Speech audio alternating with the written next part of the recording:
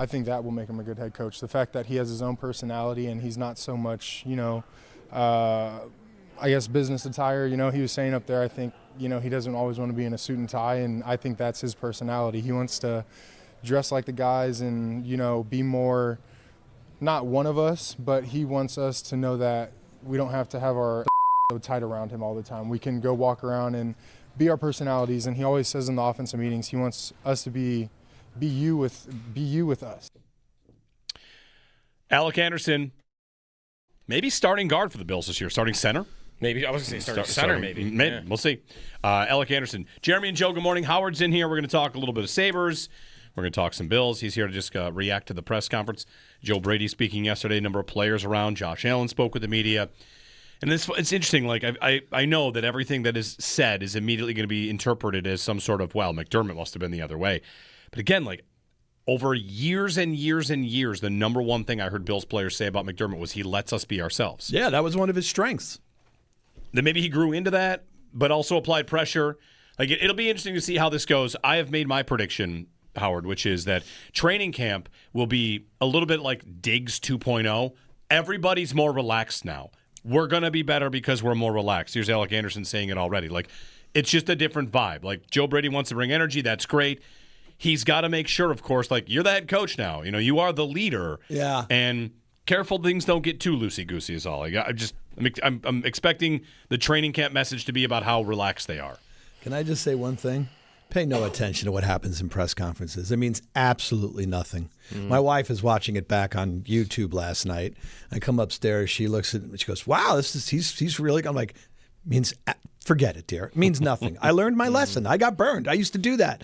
In fact, I will go back to Greg Williams' press conference when he came in as head coach. Yeah, fire and brimstone. He is talking up. He is bragging this. He's bragging that. We did this. We did that. They're going to set the sack record.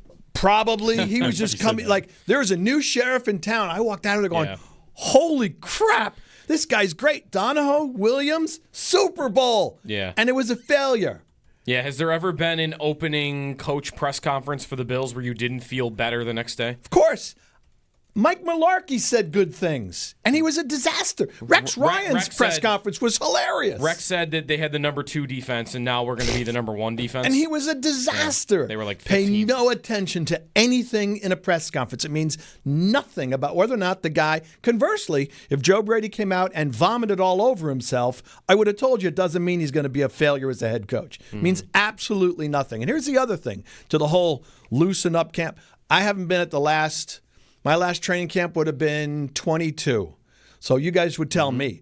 The training camps you and I went to in the McDermott era, I never got a sense that it was tight, guys couldn't relax, that there was this vibe of prison time at training camp. There was music blasting and guys are dancing around, right? Yeah, and of course. That's never been – I mean, it's been the message post-Diggs, but, right, like when you – watch it on the field, you never get a sense that anybody is. It's not like I'm sure training camps like the '90s would have been, or anything like that. Right. So anyway, I don't even know why I'm getting worked up. I just whatever. It's all baloney. Build your coaching staff. Let's see if you win. I mean, it all comes down to whether or not you keep winning and get past the old proverbial playoff wall. What he said. I mean, the only thing I thought was really cool was. And I'm assuming this was sincere, was how emotional he was about having this job. Yeah. Like that to me, it's easy. Like the number of times he stopped, breathed, exhaled, like paused. You could see like this was a dream come true day for him. That I thought was really cool. I thought it was really easy to be happy for him. Yes. And how he said his career changed here. He said great things about McDermott, which was appropriate, which is exactly what he should have said. Yes, finally someone did and said, like, what happened here matters and the foundation that he built here matters. But see, to your point too, Jeremy, and maybe you're right. Maybe some of those things yesterday were not necessarily a reflection on McDermott.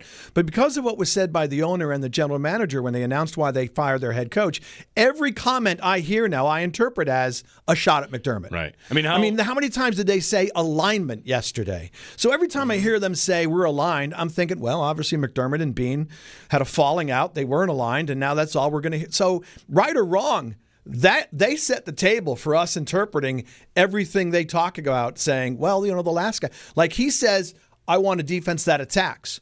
All right, well, McDermott's defenses are typically among the lowest blitzing rate defenses, right? All right, Until this year when they started throwing the kitchen sink because the talent couldn't get to the quarterback. That's what I'm hearing that going, okay, well, obviously the GM thought the head coach's philosophy defensively was incorrect. Now, that might not be true. But because of everything that was said at the firing, you just immediately think, well, they're going anti-McDermott in so many different ways. It's been head on a swivel kind of couple of days. First, it's Bean didn't even want the Keon Coleman pick. There was the coaching staff. Then Bean said, actually, it was my pick. People took that to say, like, well, maybe McDermott really pushed for Coleman because he blocks. And then Joe Brady says, actually, I wanted him. I stood on the table for him. Right. The whole thing's been a whirlwind. And, whatever. They come out on the other side. We'll see how it goes. Results are all that are going to matter here. That's right. And I'll tell you what I liked. He said, no one ever, what's the quote? No one ever raises up to low standards. No one, something about low expectations. Something like that. Yeah. I'm sorry, I don't have the quote. I saw the right quote, Joe. I know what you're referring to. It's no one rises to low expectations. Thank you, Owen. Thank you. Like that. Like that he comes in knowing that I'm supposed to win. That's right. And I got to win. Yeah. And he also, most of the press conference ends up being fluff. But one thing he said was this offense is going to have to grow. Evolve. Right? And grow, which is something that was not said about the offense in last offseason when it, of course, probably needed to. Even when it's good, you should continue to grow and evolve. And it's good again because your quarterback is amazing, your run game is amazing. It's going to have to continue to grow, to evolve. And that he said that is like writing your name on the SAT. But last year they kind of refused to do that. Mm-hmm. I thought, though, he took a question about the downfield passing game, basically what happened to it. And I know the way he explained it was downfield passing game. He said something about, you could have a ball downfield for a big play. You could throw a short pass and have run after catch for an 80-yard play. But in that response, he did say something to the effect of that element, the downfield passing game, has to return. And he's right. It has to be back. I would assume that's going to be part of blowing up the wide receiver room and finding some talent at the wide receiver group. So I did like that part. Look, and I do think, he wasn't my first choice, but I will say this. I do think when it comes to the franchise quarterback, I think it's critical for the quarterback and the head coach and the offensive play caller, if it's two different people, to be on the same page. I do think that relationship is critical. So from the standpoint of promoting from within, you don't have would it have been fourth different offensive coordinator or fifth in Josh's career. Mm-hmm. You have the same guy. You have that pre-existing relationship. The quarterback knows what the coach is thinking. The play caller knows what the quarterback likes, what the quarterback doesn't like. I do like that dynamic. You're not going back to square one and building that entire relationship starting, with a new head coach starting this week. That downfield passing comment, He talked about their explosive play rate and how they're second in explosive play rate. And then he mentioned some of it is a shorter pass that can be an explosive and play. That's right. But also, your runs are thrown into that as well. Yeah. And I think by definition, an explosive run is 15 yards and an explosive pass is 20. So even that is not really acknowledging that there is a greater value to those big passes down the field than James Cook running for 16 yards. Right.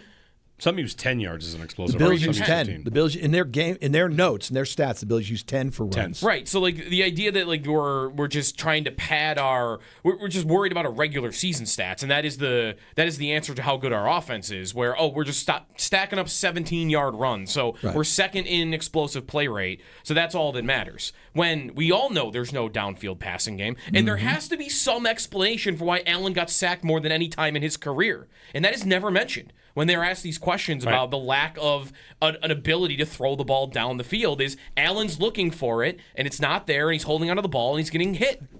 And developing some bad habits and making bad plays. Like, how did he hurt his foot on the Myles Garrett play? Where he chased him back to the 1 yard line? Is that the play that happened? Yeah. He's circling back, trying to make something happen. Right. Anyway, the offense could, of course, pick right up and be great. Their schedule will be tough. Now we're on to defensive coordinator. There's some names out there. Raheem Morris, Jim Schwartz, Jim Leonard. I thought the Jim Schwartz idea would be kind of cool. I liked him. Is it because you want to say, may the Schwartz be with you? I do like that. We get those jokes back? Were we using that when That's he was a great here? movie. Yeah. Joe might not even know the Spaceballs. reference. You know Spaceballs? Not really. Yeah, see, you can't expect that. Joe, watch Spaceballs. Did it come out before I was born? Probably. Not allowed to criticize me. Yeah, if it came out I before think so. It came out 8 years before I was born. I am off the hook. Spaceballs. I've heard it's good. It's very funny. It's funny. But anyway, because his defense are pretty aggressive, attacking, aggressive defense. I know who Jim Leonard is, obviously, and I know a few years ago he was thought of pretty highly as a up-and-coming good defensive mind. But yeah, whatever. You know what? The other thing I wanted to bring up, Brady's going to call plays. And he's also going to be the CEO. Mm-hmm. Yep. Isn't the CEO supposed to oversee everything? If he's calling plays, that kind of takes up a lot of your time during the game. How are you supposed to when the defense is on the field? Is he CEOing his head coach, or is he play calling, talking to Josh and the offense? I think he's going to do what. Plenty of teams do this where. The example I keep using, and I'm sorry for this, it's because it makes it sound like I think it will fail. I don't. Mike McDaniel going out and saying, sure, I'll have Vic Fangio run my defense, and just, that's yours. Yeah. He's the head coach, and maybe you go into a meeting afterwards and say, what happened out there? Okay. What do you, right? But plus in-game decisions. Sure. Punt, no punt, challenge, timeouts. He's busy dealing with the offense. Now he's got to be that guy too, though. Right. What things we'll have to find out about, and whether through training camp, through mini camp, through all this stuff. What's your philosophy on fourth down win probability? Do you think that Dan Campbell's crazy? Do you think that Mike Tomlin is too aggressive? There's a lot of things we're gonna have to find out about. I'm sorry. Did you say Joe Mike Brady. Tomlin too aggressive? He might. Listen. We might like Joe Brady a lot until he starts punting like Doug Marrone. Yeah. And then we think we don't like this guy anymore. So we just kind of don't know, and it'll take time on task. Right. Well, on the defensive side, too, whoever they hire as coordinator will tell us a lot about how much they truly mean, let's be aggressive and let's completely change what we were doing on defense. If they hire Jim Schwartz, I don't know how much he's changed over the years, but from his time with the Bills, what was his defense? Line it up, 4 pass rushers, let's go get him, and everything else. They kind of play the way McDermott used to play his defense. He's got the wide 9 that he, of course, has made very famous. Yeah, that's right. Whereas Jim Leonard is getting a lot of credit for, you have no idea where things are coming from. Everything is moving around. I think what they do at that position is going to tell us a lot about how he actually sees. Because you just say aggressive. You just say, we're going to attack quarterbacks. Everybody's going to say that in the press conference. Right. But what does your hire tell you about what you truly mean by that? The other part of that is if they did want to do a philosophical shift, you got the players for it? If not, what kind of an overhaul? You don't have a ton of cap space. Right. And you right now you might be losing 2 starting offensive linemen.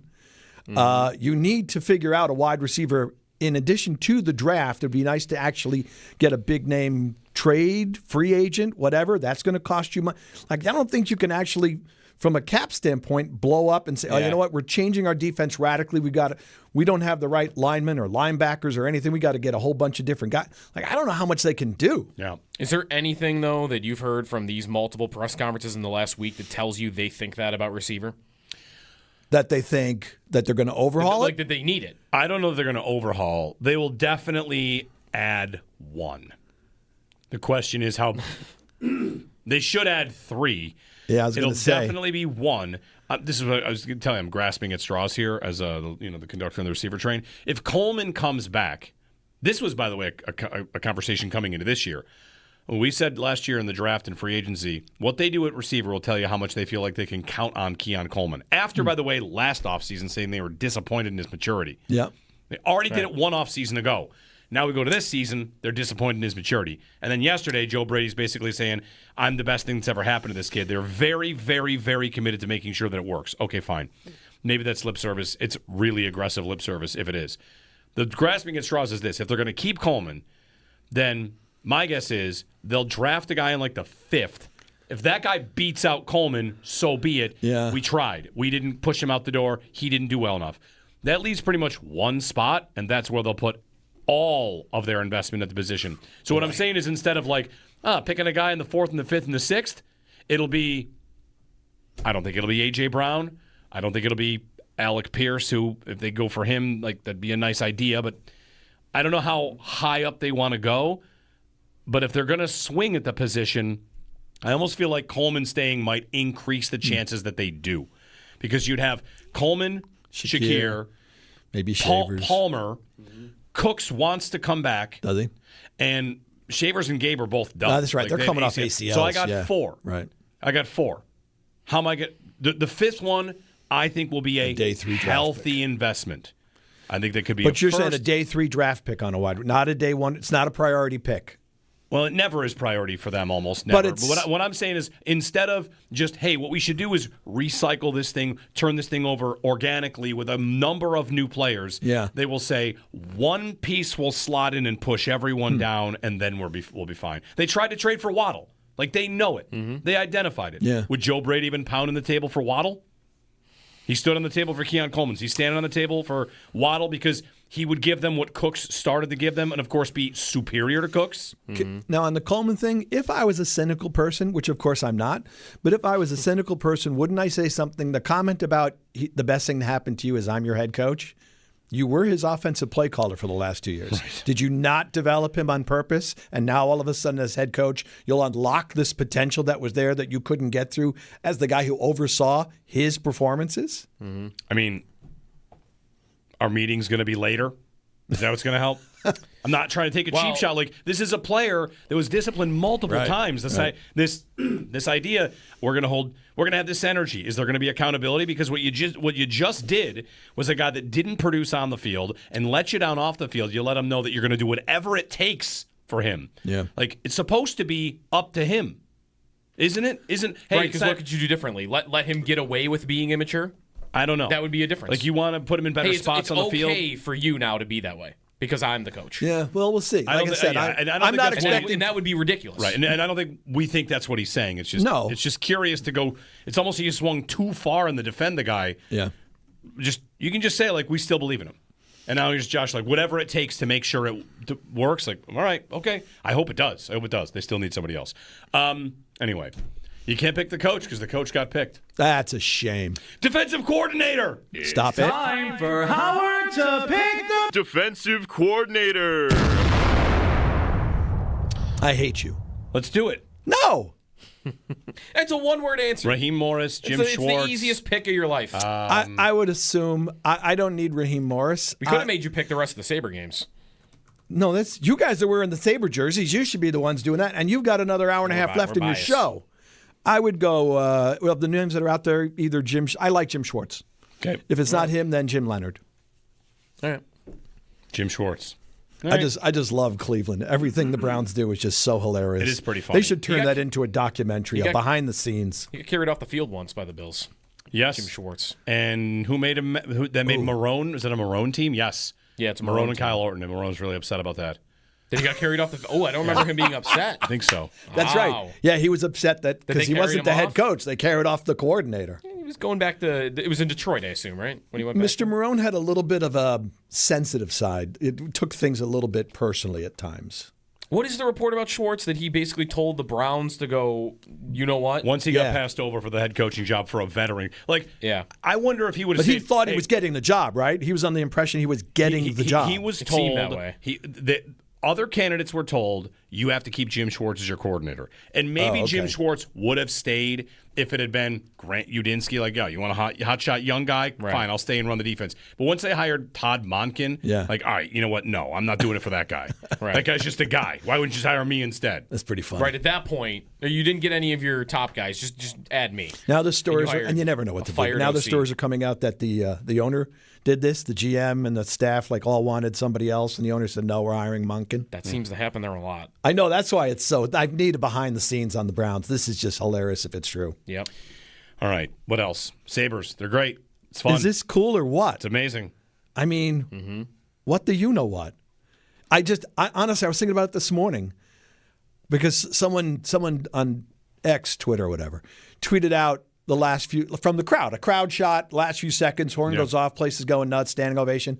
And I swear to God, I had to stop and realize I don't remember what it's like when this town is Sabres crazy. It's been so long. We're at the point. You're not right. We're at the point where we used to do crazy giveaways in playoff tickets. I do not remember how bonkers Western New York can get about the Sabres. And it's stuff even on the way to bonkers. Like, how many group chats are now popping off with like, you guys want to go out for this game tonight? Yeah, it's just a Tuesday. Yep. You want to go get together? Yeah. Anyone going to watch this thing? Like, they're selling out games. I know, right? 4 out of the last 6, I think. I mean, it's just, but it's so cool to see it back again. That people are. It's funny. It's like a process. I think if last time I was on with you guys, or a few times ago, I said I had reached the point where when the Sabre game ends, the first thing I do is, when do they play again? Yeah. Because you can't wait to see this team play the next game. Like, that's amazing that we're having that discussion. But I'm just so glad for everybody because of what everybody's been through and how much suffering and pain there's been with the Sabres. To be back here now, what is it, 23-1 in the last 20? Can they stop not have an Olympic shutdown? Is it possible just to scrap that and continue the season? It'd be nice. Yeah. Anyway, I hope You you're could get enjoying guys it. healthy back, though, after it. That's true. That's true. And maybe Norris and Luukkonen. hopefully, yeah. All right, well, listen, fellas, good to see you. Yeah. Why Yeah, don't you do too. the show outside today? It's nice out. Oh, my God. Can't take it anymore. Yeah, Right? I'm ready for... It's been rough. Is it snowing again today? It snowed every day. It's been an hour or two. We're due. I'm going to take snow over if it just could get 25 degrees warmer. Yeah, that's the Would thing, you right? do that trade? It I'll is- trade you 2 feet of snow for For 25 30 degrees? We got to stop doing it that way. What would you take? Because everyone always does this. I'd rather it was like 30 and snowing than 40 and rain. Would you take this or 40 and rain? 40 and rain sucks. I think I'd take 40 in rain, though. I'll bundle up and go outside. I think I would take 4. I'm done with I'll take with- clear with in this. 2. I'm done with this. This is really cold. I do It's not really remember cold. a January. This is February cold. If I'm going to a Bills game, I prefer this to 40 and rain. Now, Well, I'm not- yeah, you wouldn't want to sit now I'm outside not in the rain. playing in the game, and that might be tough for people that are not wearing, Yeah. Yeah. But I think I would take this to 40 and rain or 36 in rain. This is the most I've used my snowblower in years. I just have to keep Yeah, it's gonna refilling work it. out. Is this the coldest January we've had in a while? Have you guys come across that at all? I'm just curious. No, but I would guess it is. All right, I'm going to send a little text to Pat Hammer and Yeah. see what's going on. Let us know what he says. All right, it's Dexter Burr coming back. Yeah. Well, thanks for coming in. All right, boys, anytime. You know I love you. And the Mets- Everything's good? The Mets do something really good. Yeah, What'd they got do? a starting pitcher. Who? Peralta. But Pete Alonso left. Did we talk about it since then? Yeah, he's one of a few. Okay. Yeah, I think you brought that Why are up. you smiling at me? I'm asking honestly. Because you're being a jerk. I don't remember the Mets. Yes, you do. You're just trying to get under my skin. That's what you do. The Alec Anderson no, comment. no, wait, the Alec wait. Anderson comment that he made. He could have been talking about you. Apologize right now. Bo Bichette. Great signing. We haven't talked since then. That's what I was talking about. Love Bo Bichette. That's what I'm talking about. Great pickup. Didn't the Mets do something? The Mets went and you from. thought I was being mean, and I was honestly Bo saying, Bichette. like, Bo Bichette.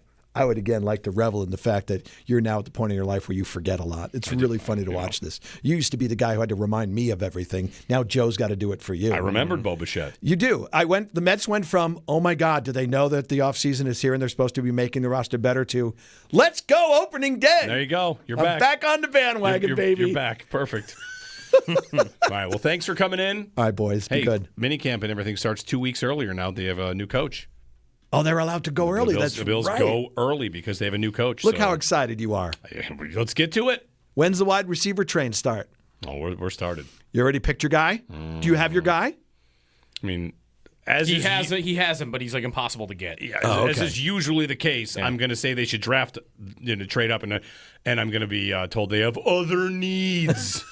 Well, they do. Once again, just 17 more picks on the defensive line, then we'll be all right. Well, they do have guys Other needs. coming up in free agents on defensive line. They do Go have get other needs. Carnell Tate and win like 5 Super Bowls. Let's go. Put him with Josh Allen. This is easy. That's why we love you. Go get Carnell Tate. I'll sign up for your wide receiver train text club. Thank you. Okay. There'll be a lot of texts. Yep. All right. Thanks, Howard. All right, boys. 803-0550, 1-888-550-2550 on WGR.